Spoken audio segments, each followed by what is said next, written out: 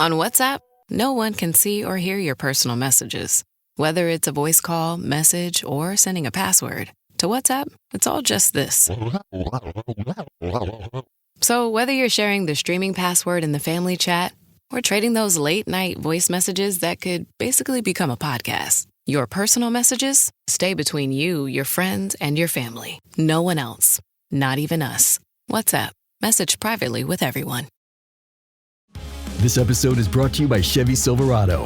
When it's time for you to ditch the blacktop and head off-road, do it in a truck that says no to nothing. The Chevy Silverado Trail Boss. Get the rugged capability of its Z71 suspension and 2-inch factory lift. Plus, impressive torque and towing capacity thanks to an available Duramax 3-liter turbo diesel engine. Where other trucks call it quits, you'll just be getting started. Visit Chevy.com to learn more.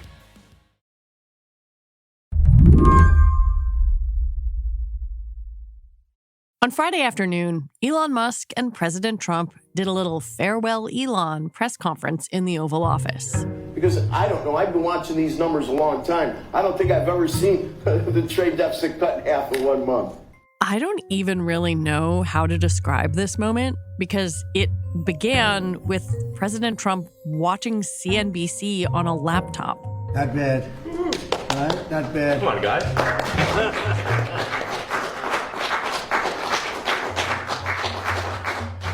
Anyway, the goodbye to the not officially head of DOGE show was Trumpian and grandiose and riddled with inaccuracies about what the DOGE cuts supposedly did. Fined it $8 million for making mice transgender. So they spent $8 million on making mice transgender. And those are better. Yeah, no. Those were studies on the health effects of hormones. Elon gave an incredible service. Nobody liked him. And he had to go through the slings and the arrows, which is a shame because he's an incredible patriot.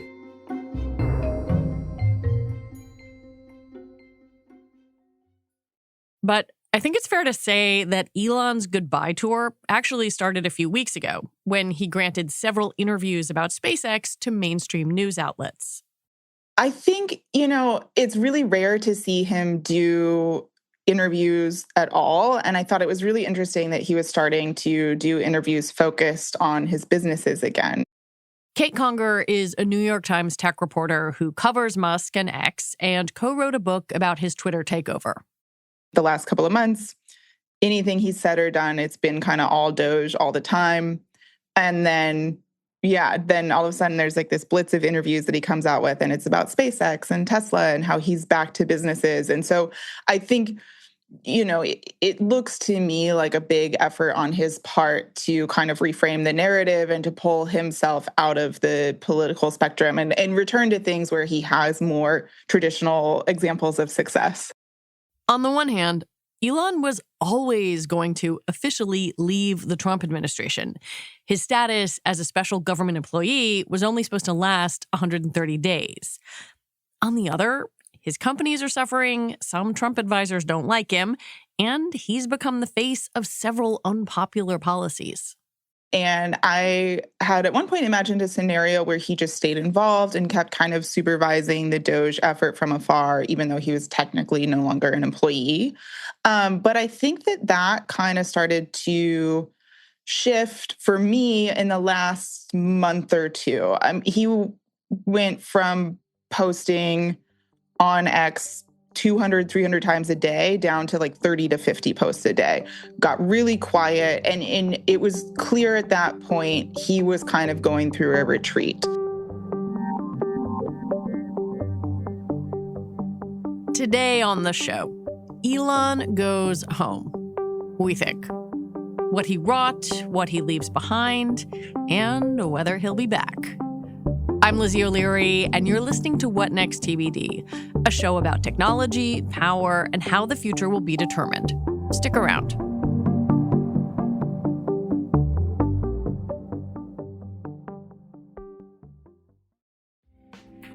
This podcast is brought to you by Progressive Insurance. Fiscally responsible, financial geniuses, monetary magicians. These are things people say about drivers who switch their car insurance to Progressive and save hundreds. Because Progressive offers discounts for paying in full, owning a home, and more. Plus, you can count on their great customer service to help you when you need it, so your dollar goes a long way. Visit Progressive.com to see if you could save on car insurance. Progressive Casualty Insurance Company and Affiliates. Potential savings will vary, not available in all states or situations. Today's episode is sponsored by NerdWallet's Smart Money Podcast. Life comes with big money questions, like are target date funds a smart or lazy way to invest? Should you pay off debt or invest extra cash? Can you deduct your dog as a home security system on your taxes? NerdWallet's Smart Money Podcast has the answers. Their finance journalists break down investing strategies, tax planning, and smart ways to build wealth and navigate big financial decisions. Work smarter, not harder, on your finances this year. Follow NerdWallet's Smart Money Podcast wherever you listen. And stay tuned until the end of this episode to hear the Smart Money trailer. Let's go back a few months and scene set a bit. I mean, this was not too long ago. He was on stage at CPAC, holding a chainsaw, giving this interview that some of your colleagues noted, he was there to get things done and have a good time doing it, as he said. When would you say his good time ended or started to end? I mean, I think that the time between the election and inauguration that was a really exciting period for him. And he was kind of getting introduced to Trump world, sitting down for a lot of conversations about what DOGE was going to be and how it was going to look. And then there's this sort of 2-month period, February into early March, where that conquest was happening. And I think that was really exciting for him too. He was moving in to the Eisenhower building on the White House campus and, getting to kind of wander in and out of the White House itself, meeting with the cabinet, and just kind of, I think feeling the wave of his success there. And then I would say probably, mid-March, early April, some of the things that he wanted to do were hitting roadblocks. The courts were blocking a lot of what DOGE was doing. He's running into issues with wanting to cut off funds that are congressionally appropriated, and he can't actually tell people to stop spending that money. And I think he started to, at that point, really understand the guardrails of the bureaucracy that he was dealing with, and that he wouldn't be able to make some of the changes that he thought he could make. When I look at DOGE's website and its own accounting of its work, they say they've saved the government $175 billion. When you click through some of those individual contracts, though, some say this is in legal dispute. Only about $71 billion is itemized. Some things appear to be double counted. You have covered Elon for a long time, and I wonder what you make of this distance between this is what he says he's doing and this is what we can actually see.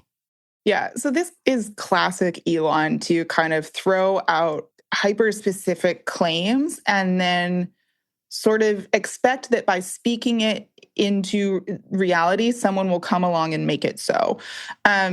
You see it all the time with SpaceX. I mean, he's predicted so many times that we're going to be on Mars by X year, and many of those years have passed, and we're not there, obviously. And we saw it a lot with the Twitter acquisition too, where he was telling investors, by 2023, we're going to have this huge subscription business. And by 2025, we're going to be running a payments platform and earning revenue from all of those payments that users are going to be exchanging. So sort of these very specific claims with specific timelines attached to them that have not come to fruition. But the way that Elon works within his businesses is he makes these claims, he makes them publicly, and then he expects the people who work for him to deliver on his claims and to sort of hear what he's saying publicly and then race to make it so. And so I think that that's kind of what we're seeing with DOGE and their so-called wall of receipts, that he's wanting to, get to this number that he's benchmarked himself to, of $1 billion in savings or whatever. And everyone behind the scenes is scrambling to make the thing that he's said true. at the same time, then there are also these real cuts where you look at federal workers who have been fired or furloughed, though a lot of that is in legal dispute, and then the massive cuts at USAID, which has led to reports of programs decimated, children dying. And so what I am trying to parse out is, and maybe we can't know, how much of this ends up being a permanent side effect of what Elon has done or an effect of what Elon has done, and how much of this might at some point get undone. I think that a lot of this may not be reversible. Obviously, it's hard to predict what might happen in the future. Clearly, the public health cuts, in many ways, the devastating effects of those are not reversible. Right. Yeah. And like what an incoming administration might do. I mean, you're still talking about maybe years down the road where people have gone without these programs. But I mean, I think I see a lot of parallels between his takeover of Twitter and his takeover of the federal government. And his outlook with Twitter was basically just, we will cut until it breaks. And then when things are broken, we can add them back in. And that was sort of the approach with DOGE of, we're just going to cut everything. And if Social Security collapses or Medicaid collapses or some, essential program collapses, then we'll know we've gone too far and we can just plug it back in. But I wouldn't say that X works as well today as it did when it was acquired. The site was just having outages in the last week or so. Grok, the AI chatbot that's embedded in X, was just kind of like spewing nonsense answers to unrelated questions about white genocide, continuing to bring up white genocide. So, this isn't a site that I would say is functioning very well, but it's sort of chugging along. And I think that is, in the near term, the future that I see for DOGE, that these cuts are, going to be semi-permanent. Things may not work as well as they once did, and it will just continue to sputter along. There's this other thing, which goes to some of the people that Elon brought with him. DOGE had been working on, seems to still be working on, some kind of central data repository, a data lake that blends together information from multiple federal agencies. What happens to that? Yeah, so this is another thing that I think could have a semi-permanent or permanent status. And I think that is work that is probably going to continue even after Elon leaves the government, that DOGE is still going to be trying to assemble this data lake, as you said. And it's something that, the government has avoided doing for a long time because of the privacy concerns that are involved in that. Because of just, I think, Americans' fears about what it means for the government to hold a centralized database of all of their information. People are resistant to that and they don't like it. So, I think there are concerns with how that data could be used, how it could be combined, whether or not it's being fed into AI to be assessed. There's a lot of concerns around the handling of that data. And I think that issue is going to continue to play out. When we come back, what Elon got for his companies during his time in Washington.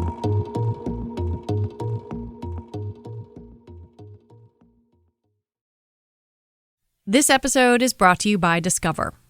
It's smart to always have a few financial goals, and here's a really smart one you can set: earning cash back on what you buy every day. With Discover, you can. Get this, Discover automatically matches all the cash back you've earned at the end of your first year. Seriously, all of it. Discover trusts you to make smart decisions. After all, you listen to this show. See terms at discover.com/creditcard. Whether you're gearing up for back-to-back meetings or tackling an endless to-do list, your morning sets the tone for it all. That's why it should start with the perfect cup of coffee. Enter Trade. Trade makes discovering new coffee easy. Just take their quiz, answer 3 simple questions, and in no time you'll be offered a selection of coffees to choose from.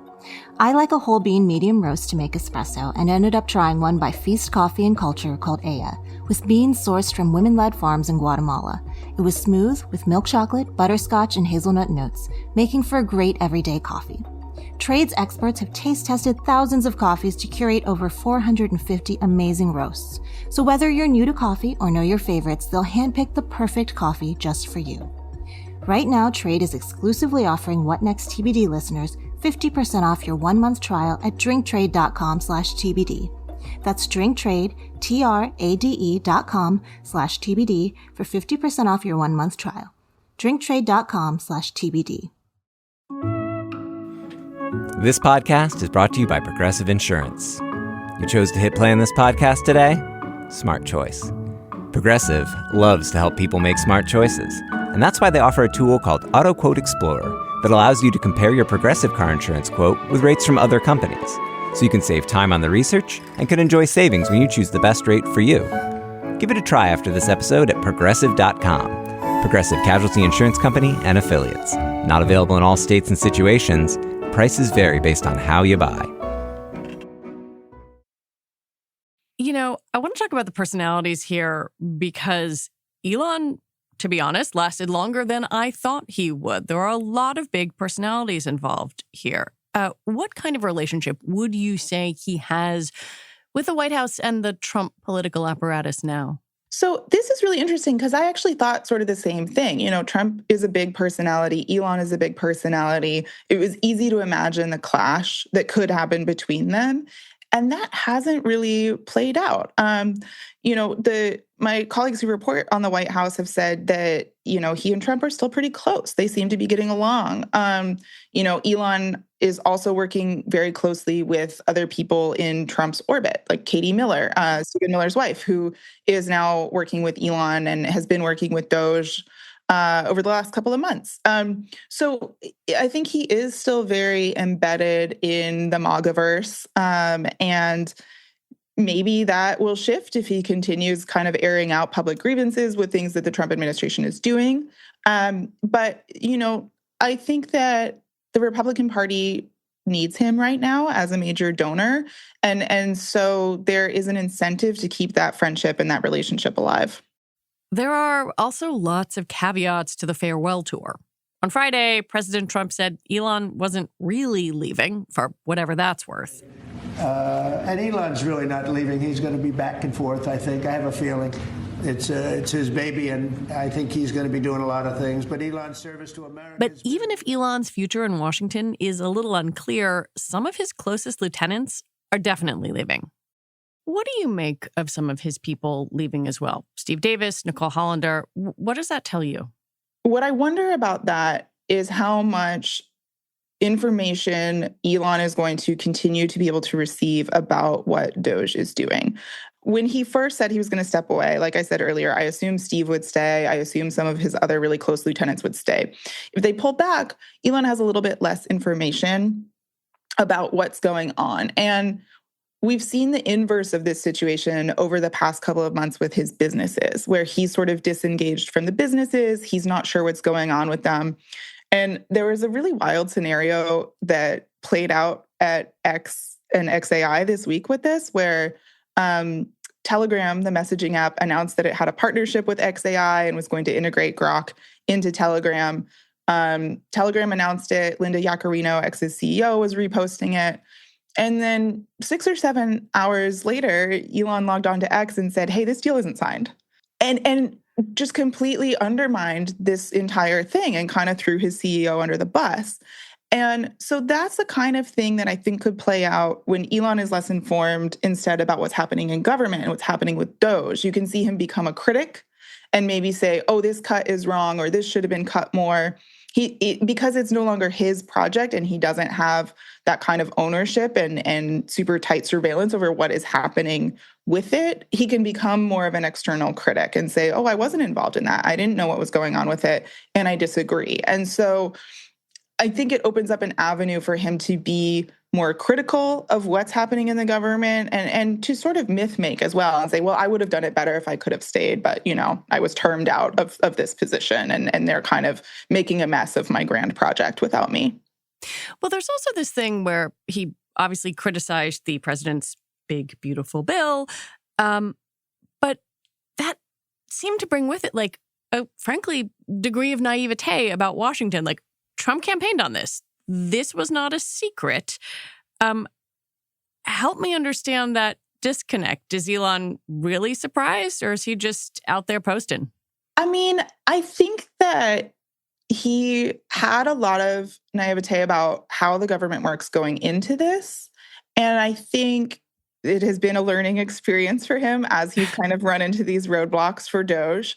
And I think there's still a lot that he doesn't know, either because he didn't absorb it while he was there, or someone told him this is the way it works, and he just kind of breezed past it. It was like, that's the way it worked before, and now I'm here and it's going to change. And so I think that may be a little bit of what's going on there, that he just kind of thought he would have more influence and thought, he would be running a Silicon Valley style government. Well, there's also been, I think, some somewhat fascinating leaking from the White House about him. And I can't tell how much of this is palace intrigue, and I can't tell how much of this might be very convenient to be able to say, if you are a GOP member of Congress, oh, Elon did that. That wasn't us. Don't take your feelings out on us in the midterms, voters. Take them out on Elon Musk, who went back to his businesses. Yeah, no, I think that's true. And I think Elon even would agree with that. He has talked recently about how he felt like DOGE and himself were becoming scapegoats for anything people didn't like about what the government was doing, even things that he said he was not responsible for. So yeah, and I think I think it's trickier for folks on the Republican side to navigate that, because he's still a big donor. And I think people want to appeal to him. They want his money. They certainly want his platform. If he starts posting positively about a candidate, that's the best advertising in the world, probably. You can't buy that kind of political advertising. So, yeah, I think there may be a tendency for some Republicans to throw him under the bus and say, hey, that was Elon's fault and now he's gone and it's fine.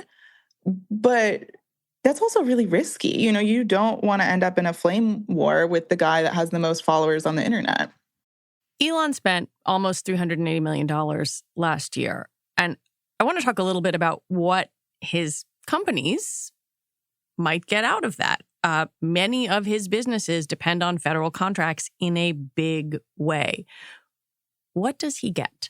SpaceX in particular has a ton of federal contracts and is very dependent on the federal government. They were also kind of the strongest player in that space. So it's hard to say, okay, would SpaceX have won this contract anyway if Elon wasn't in government? Or is it because he's there that SpaceX is winning these contracts? I think where it becomes really clear to me is with Starlink. Musk and his DOGE folks embarked on this big project to install Starlink throughout the federal government. And been hearing more and more about contracts that are being pushed to Starlink. So you really kind of see the conflict of interest and the influence that he has there. And I think with Tesla, it's hard.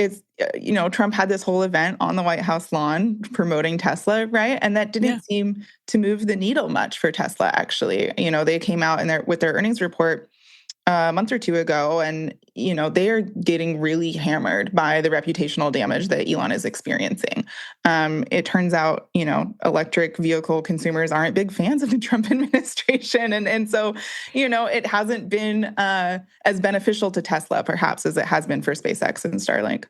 One of the reasons I wanted to talk to you is because you have followed his behavior so closely over the past few years. And often he exists in a world of his own making. There are these instances where he has confronted negative public opinion. I think of this moment when he was on stage at a Dave Chappelle show in 2022 during the Twitter takeover, and he gets booed.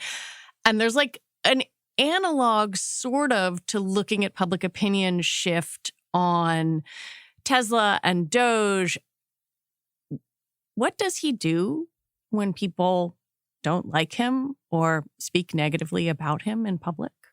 There's a couple of things. You're like you said, he really doesn't like this. And with the Chappelle incident, it's so funny. So this is the first thing he tried to do was sort of spin it and say, oh, it was 90% cheers and 10% boos, and then he got made fun of for saying that and deleted the tweet where he said it. And what I'm seeing him do more now with the negative sentiment that he's encountering is to kind of weave it into this really grand plot against him.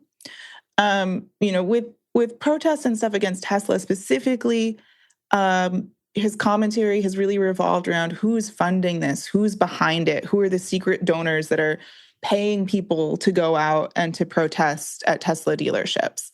And sort of suggesting that there's like this dark money operation that is incentivizing people to protest against him, and that it sort of undermines the idea that people would protest him. It's like, these people actually like him. They actually care about him. If not for the fact that someone was writing them a check, they wouldn't be out there picketing in front of one of his dealerships, you know? And so again, you kind of see that like massaging of the truth to be like, well, it was 90% cheers. Even the protesters, they don't hate me. It's just someone's paying them to protest. Elon promised to donate $100 million to the president's political operation, which my understanding from you and your colleagues reporting is that has not happened yet. Will he continue to be this GOP super donor? Do we have any idea? So that's tricky. He has said himself in the past couple of weeks that he wants to spend less on politics. And like you said, some of my colleagues have reported that there are people still waiting on checks from him, money he has promised and has not delivered. So I think that is potentially really scary for the GOP fundraising apparatus. I think there may be enough evidence for Elon that his money was successful that he would continue to donate. But the one sort of counterbalance to that, right, is this race in Wisconsin that just happened where he spent a bunch of money. The candidate that he was campaigning for did not get elected. It was not even particularly close. And so I think that could curtail his spending a little bit. If he doesn't feel like his money is being effective and getting him what he wants, maybe he spends less. Again and again, since last fall when your book Character Limit came out, I've been like, oh, this was a blueprint for how Elon Musk has handled himself in Washington. And I don't know, were people just like not paying attention, or did they think he would get to DC and be different? Because it very much does seem to be very similar to what happened at Twitter. And I wonder if there is anything that has surprised you about his arc in the last 6 months. Yeah, I think the Twitter takeover was absolutely the blueprint for DOGE. And Musk has said that himself. My co-author Ryan and I had made a video kind of positing that thesis a while ago, and he reposted it and was like, yeah, it is the playbook. So, I think he agrees with that thesis. I think there was a lot there. I saw a lot of sentiment between the election and the inauguration that was sort of similar to sentiment around Trump's first term, where people were thinking, Elon is going to be constrained by the bureaucracy, or, this DOGE thing is a vanity project and he's not actually going to have any influence and control. And I felt very strongly that was not the case, and that, he would want to really get his fingers into the guts of the federal government. And people have lost their jobs and lost their lives. Mm-hmm. Yeah. And so that period before the inauguration, I really felt like the alarm bells were going off for me, and a lot of the conversation I was seeing didn't match that, where people were like, oh, it's not going to be that serious, whatever. And I was like, no, I think it's going to actually be really serious. I think he means what he says, and he wants to get in there and tear the government apart. What is surprising to me in the last 6 months is that he has kind of lost stamina for it. That is surprising to me. I felt like he was really going to stick with this, and even after his special government employee status expired, that he was going to find ways to stay involved. And the fact that he is right now talking about stepping away, going back to his businesses, retreating from politics, that part of it is surprising to me.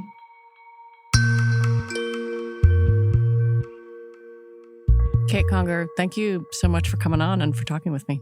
Thank you so much for having me. Kate Conger covers technology for the New York Times and is the co-author of the book Character Limit: How Elon Musk Destroyed Twitter. And that is it for our show today. What Next TBD is produced by Evan Campbell, Patrick Fort, and Shana Roth. Our show is edited by Rob Gunther. TBD is part of the larger What Next family. And if you like what you heard today, the number one way to support our independent journalism is to join Slate Plus. You get all your Slate podcasts, including this one, ad-free. Just head on over to slate.com/whatnextplus to sign up. All right, we'll be back next week with more episodes. I'm Lizzie O'Leary. Thanks for listening.